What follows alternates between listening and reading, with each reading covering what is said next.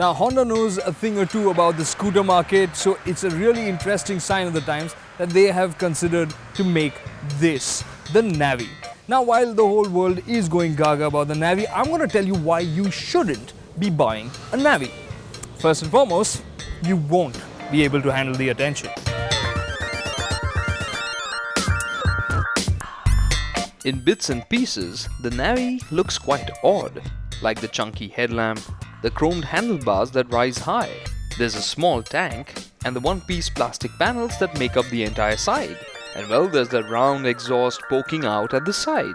And when you put it all together, you get something unconventional, loud, and a bit comical. The question is, can you pull it off?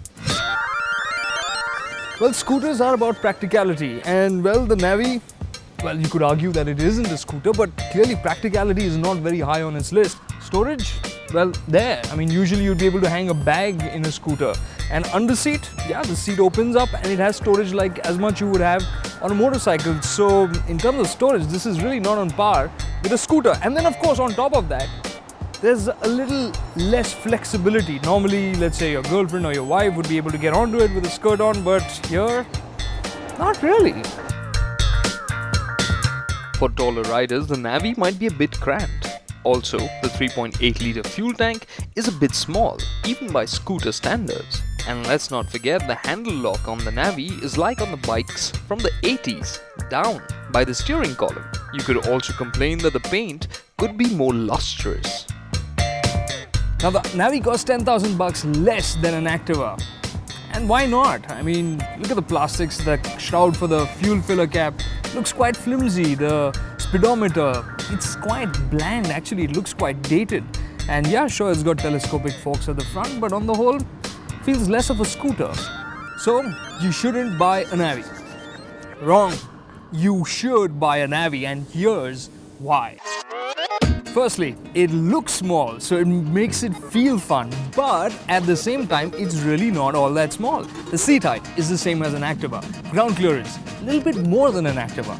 The wheelbase, bigger than an Activa. This is a new chassis, and you can feel it.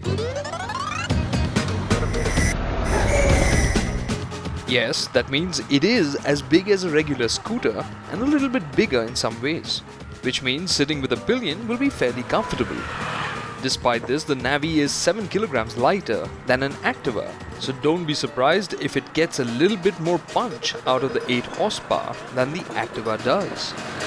Unsurprisingly, the Navi felt quite peppy to ride. When it comes to the top speed, Honda claims 81 kilometers an hour for the Navi, which is 1 kilometer per hour less than the Activa. The strange thing about riding around the Navi is you actually start thinking of it as a motorcycle. So when you're slowing down, I was actually tapping my right foot looking for the foot brake to slow it down. And every now and then you'd be looking for a gear as well. But at the same time, you have the convenience of that CVT, so it's really fun and that engine feels peppy. The 1286mm wheelbase is long, and the Navi boasts of a 12-inch front wheel. And when both things combine, a different dimension of fun is added to the proceedings.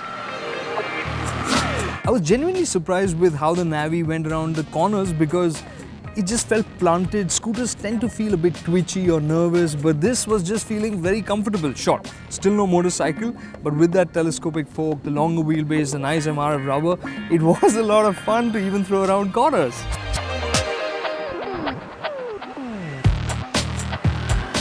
The suspension also felt quite adept at soaking up bumps. It was pliant enough. But with limited travel, it'll be best to skirt around large potholes on the street. But you will be able to make your way around stuff quite easily because the Navi feels oh so small and so light. It feels like an extension of you. The thing about the Navi is it feels very natural, and so you just don't want to hop off it. And I found myself not wanting to hop off it for a lot of things.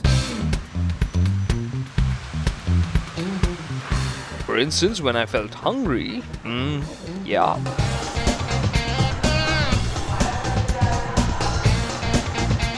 Sadly, food wasn't easy to come by in a yet-to-open amusement park. And when nature called,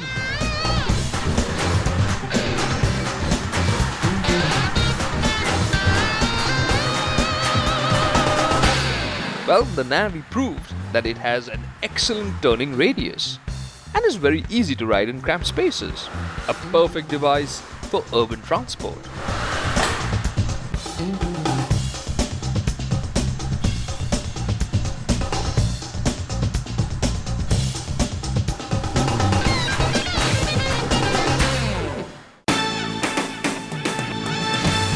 So the Navi has strayed off the sensible and utilitarian path followed by most scooters in its price range. It stayed away from being too serious and stayed like other motorcycles in this price range.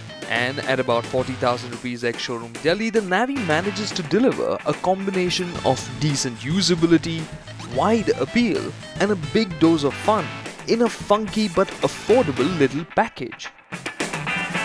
Just think about it, the majority of scooters on sale in the market today are about being generic, about being fairly bland and working for a wide audience. The Navi is pretty much the opposite of that.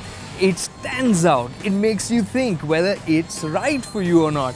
And once you hop onto the saddle and experience what it offers in terms of the experience, which is a lot of fun, I think you'd be happy to overlook its shortcomings on the logical, practical front.